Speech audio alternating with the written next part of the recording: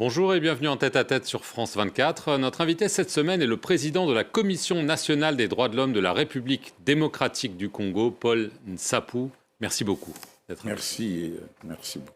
On va évidemment évoquer la situation gravissime, il faut le dire, dans l'est de votre pays, les combats entre le M23, l'Alliance du fleuve Congo, soutenue par le Rwanda d'une part, l'armée régulière et les milices dites Ouazalendo d'autre part, continuent à tuer beaucoup dans l'est du pays. Selon la haute commissaire adjointe aux droits de l'homme de l'ONU, depuis le début de l'année ont été recensées 602 victimes d'exécutions extrajudiciaires et sommaires commises par toutes les parties au conflit. Est-ce que ces chiffres sont exacts ou largement sous-estimés selon vous? Je pense qu'avec l'accalmie, le retour de cette accalmie pourra nous indiquer et fixer ces statistiques-là qui sont avancées. Moi, je crois que c'est à la hausse, selon nos investigations, difficiles bien sûr, parce que la CNDH a des antennes et partout, dans toutes les provinces. Et c'est vrai que lorsque il y a confrontation, lorsqu'il y a un conflit comme celui-là, les partis, les protagonistes qui s'affrontent, évidemment, il y a des dégâts. Quand deux éléphants se battent, c'est l'adage, c'est l'herbe qui en pâtit. Et donc, mais pour le moment, nous avons des informations que c'est plus la coalition RDF, c'est-à-dire les forces de défense rwandaises, le mouvement du 23 mars et l'AFC de Corneille Nangaa qui continuent à commettre beaucoup de massacres des populations et beaucoup de violations des droits de l'homme, parce qu'aujourd'hui, le rythme est tel que chaque jour, il y a 3 à 4 personnes qui sont tuées au niveau de la population sous la gestion du M23 AFC avec la présence des éléments de cette force rwandaise. Alors une question évidemment qui se pose, le gouvernement congolais a accusé le Rwanda d'être directement présent sur son territoire et dans ses combats. Est-ce que vous avez des preuves que le Rwanda commet des violations, y compris des crimes? Oui, nous avons des preuves, parce que cette infiltration ne date pas de la période ou de la date de l'explosion, c'est-à-dire le 26 janvier. Bien avant, nous avions dénoncé cette présence-là, cette infiltration. Mais le 26, le Rwanda a carrément franchi les frontières pour attaquer la ville de Goma et les environs, y compris Bukavu par la suite. Et donc, tous les rapports qui viennent de notre maison, la CNDH, démontrent clairement que voilà, le Rwanda est derrière tout ce qui est arrivé. Il y a une différence entre être présent sur le territoire et commettre des meurtres, des viols, des pillages. Est-ce que c'est les informations que vous avez? Oui, ce sont des informations que nous avons recueillies sur terrain.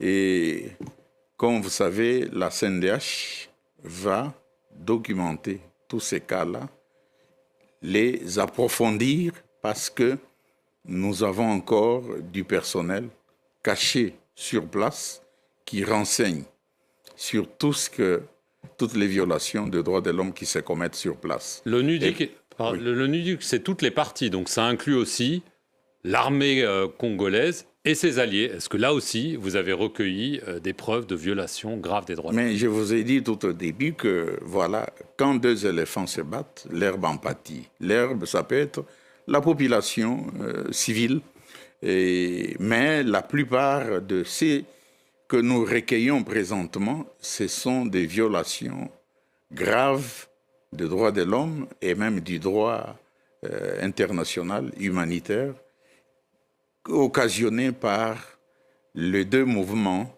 c'est-à-dire le M23 et l'AFC. Pour vous, ce sont les principaux coupables? Oui. L'ONU a aussi parlé dans la ville de Bukavu, la capitale du Sud Kivu, d'exécutions sommaires d'enfants par le M23. Est-ce que vous confirmer ces informations? Oui, nous les confirmons parce qu'à Bukavu, il y avait encore nos représentants et on a vu que ceux qui se sont retirés du côté de l'armée de la RDC avaient jeté les uniformes. Et les enfants ont récupéré ces uniformes-là et ont été exécutés de façon sommaire. Et la série a continué, le recrutement des enfants et leur enrôlement forcé et leur disparition des milieux où ils vivent naturellement. Vous avez parlé de la communauté internationale. Le procureur de la Cour pénale internationale, Karim Khan, est venu à Kinshasa récemment. Il avait annoncé rouvrir une enquête sur les crimes au Nord Kivu depuis 2022. Le Conseil des droits de l'homme de l'ONU a aussi annoncé l'ouverture d'une commission d'enquête indépendante. C'est le plus haut degré d'enquête. Est-ce que ça vous satisfait? Est-ce que c'est suffisant? Ou est-ce que tout ceci ne sert à rien? C'est déjà un pas significatif. Mais nous, défenseurs des droits de l'homme, nous, Commission nationale des droits de l'homme, nous, société civile, droits de l'homisme de la RDC, nous demandons plus parce que c'est un conflit qui a duré et pour lequel nous avions dénoncé de graves situations qui ont explosé ce premier trimestre de cette année.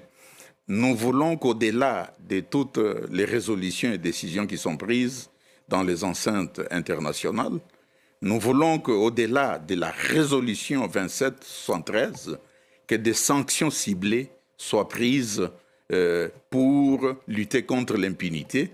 Joseph Kabila, d'après le président Tshisekedi, est l'ordonnateur de tous ces troubles à l'Est. Est-ce que vous souscrivez à cette vision ou est-ce que vous pensez que c'est de la politique politicienne?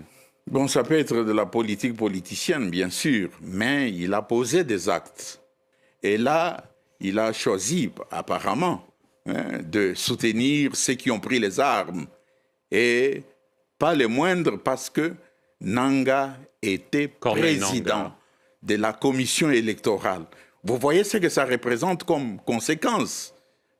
C'est pratiquement, il a poignardé une culture qui se mettait en place, qu'il fallait la culture de gestion du pouvoir par la voie pacifique des élections. Et aujourd'hui, un ex-président de la commission électorale choisir les camps de prendre les armes. La population nous dit alors, mais à quoi a servi cette démocratie électorale et consort? Et c'est grave comme conséquence. Et c'est ce monsieur-là, semble-t-il, pour lequel, et son mouvement, le M23 d'un côté et AFC de l'autre côté, qui ont, si vous voulez, l'adhésion, la sympathie, le soutien politique tel qu'on a suivi le président Kabila, le dire que vraiment les M23 et les autres défendent les aspirations de la population. Ce n'est pas possible. Très rapidement, vous avez été nommé par Félix Tshisekedi. Il est très vivement critiqué par l'opposition, par certaines associations, pour ne pas respecter sa promesse d'améliorer la situation des droits de l'homme. Il y a eu le possible retour de la peine de mort. Est-ce que vous êtes inquiet de cette évolution? Parce qu'on a beaucoup parlé du Rwanda, de Joseph Kabila, mais pas beaucoup de Félix Tshisekedi, dont le bilan n'est peut-être pas si reluisant. En matière de droits de l'homme, on était sur la bonne lancée, on y est.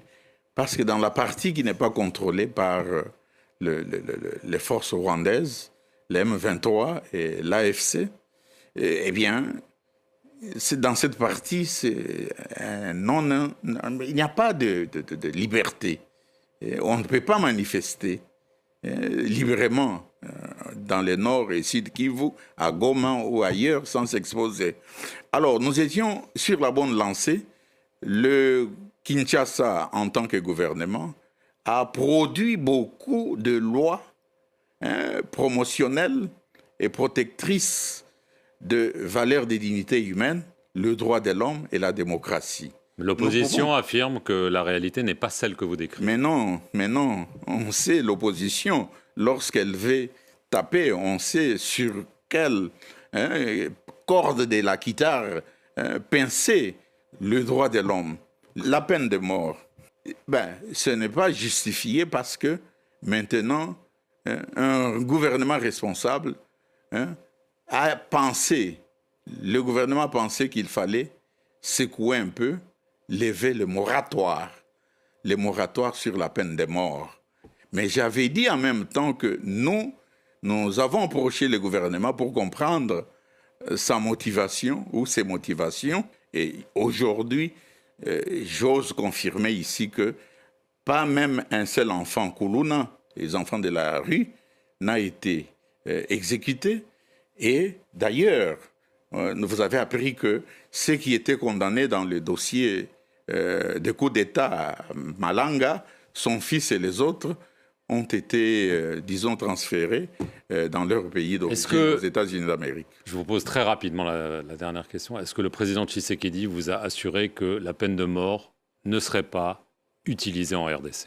Parmi les acteurs politiques que nous avons approchés, il nous a rassurés, et tant d'autres, que c'est une mesure pour faire bouger la communauté internationale, afin de regarder ce qui se passe depuis 3 décennies à l'est du pays, un conflit qu'il a trouvé, etc. Je vous repose la question. Est-ce que le président Tshisekedi vous a assuré que la peine de mort ne sera pas mise en œuvre en RDC, oui ou non? Par les comportements, on ne l'exécute pas. Voilà. Très bien. Merci beaucoup, M. Mtsapou, d'avoir répondu aux questions de France 24 et merci à vous d'avoir regardé cette émission sur nos antennes.